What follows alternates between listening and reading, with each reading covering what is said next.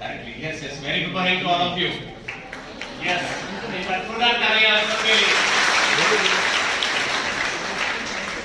मेरा नाम प्रहलाद सिंह राव है और मैं द बिट कंप्यूटर एजुकेशन की तरफ से हूँ।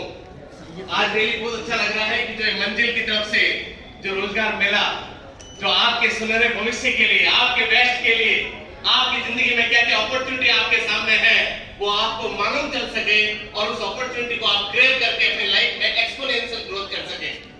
रियली इतनी अल्टीमेट जो अपॉर्चुनिटी दी है उसी के तहत आज मैं थैंक यू देना चाहूंगा जो कि इतना अच्छा ऑर्गेनाइज करके यहाँ पर आपको नॉलेज आपका और बढ़ाने के लिए ताकि राइट टाइम के लिए आप तैयार रहें।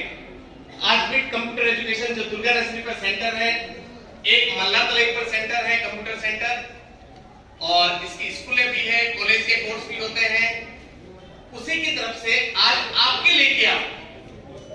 और क्यों कंप्यूटर?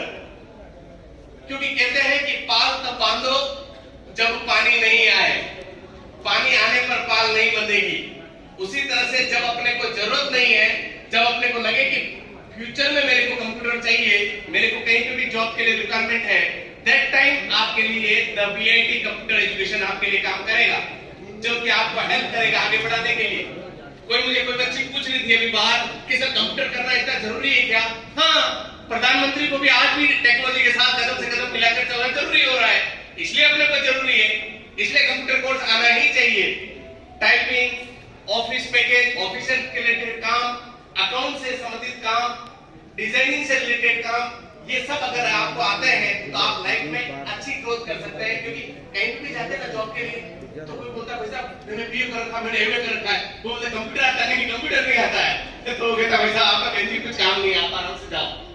क्या काम करेगा कंप्यूटर के बिना? कंप्यूटर के बिना क्या काम करेगा किसी ऑफिस में? आप बताओ, या तो फिर सेल्स का काम, या फिर कोई साड़ी बेचने का काम, या फिर सिलाई का काम, बस।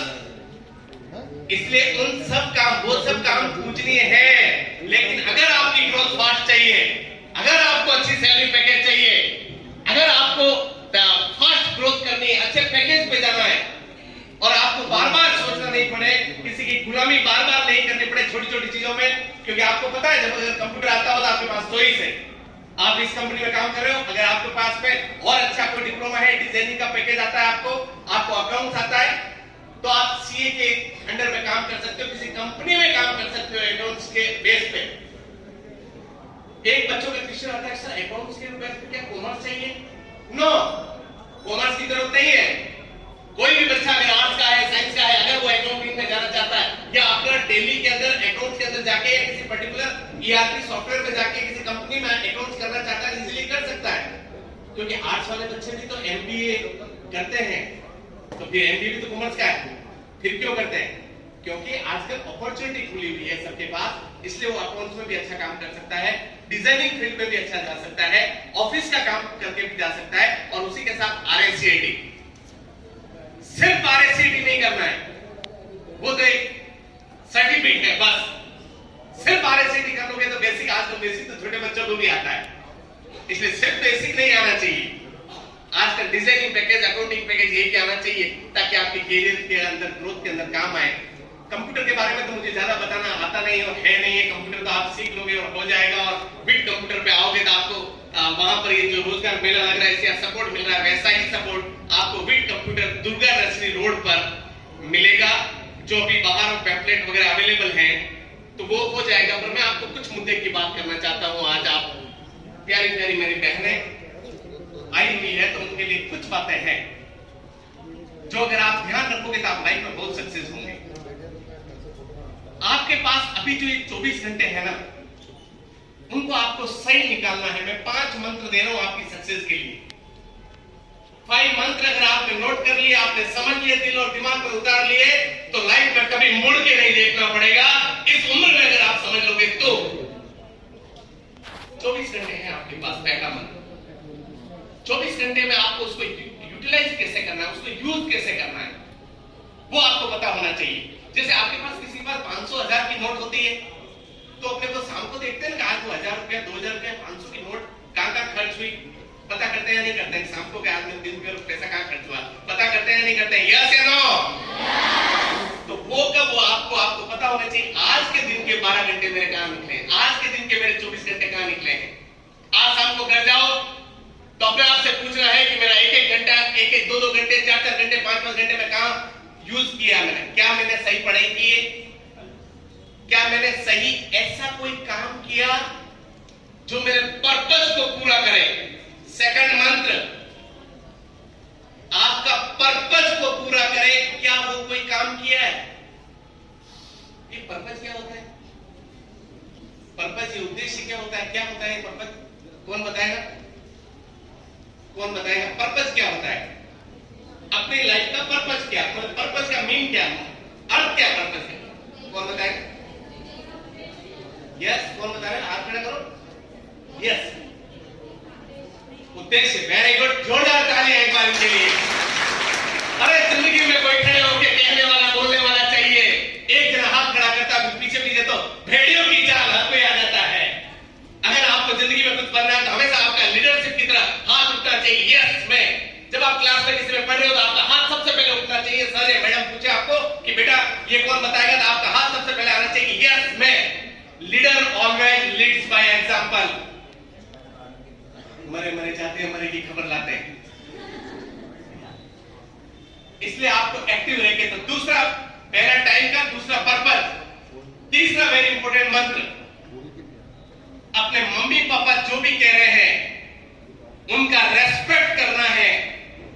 उनकी बात को मानिए, उनके चरण स्पर्श करो। उतने कम है कि मम्मी पापा को कभी भी कोई भी बात उनकी नेग्लेक्ट करके, ओवरकम करके या बिना अनसुनी करके बाहर नहीं निकलना है। मम्मी पापा आपके सबसे पहले गुरु हैं, फिर उसके बाद में आपके टीचर वो गुरु होते हैं, लेकिन सबसे पहले मम्मी पापा होते हैं। चौथा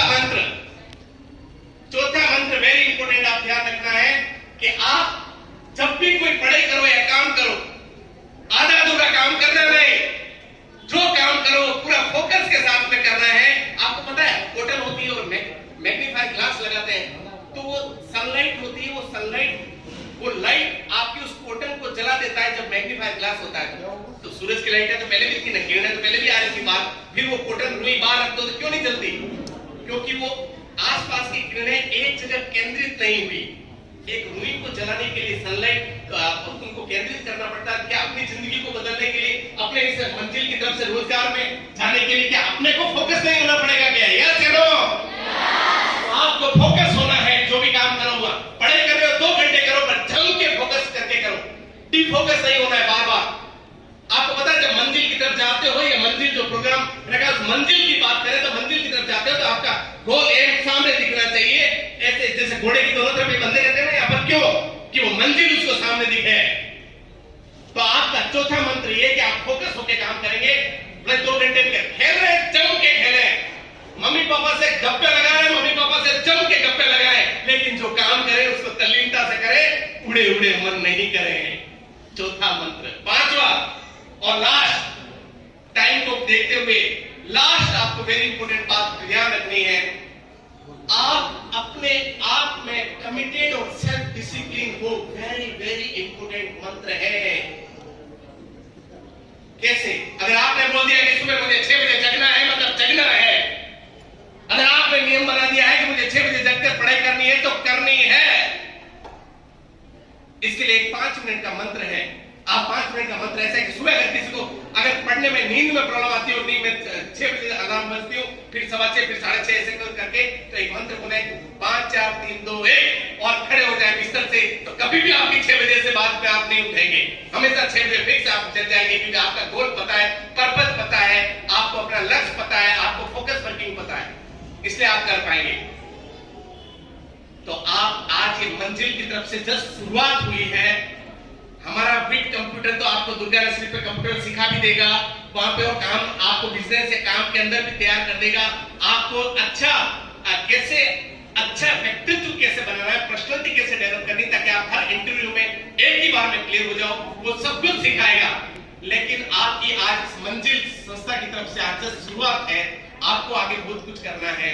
मैं आपके लिए सिर्फ 4 लाइन कहते हुए मेरी बात को विराम दूंगा कि अभी तो पंछी ने पंख खोले हैं, पंखों का इम्तिहान बाकी है।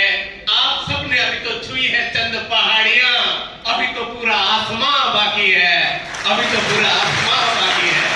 Thank you so much, thank you.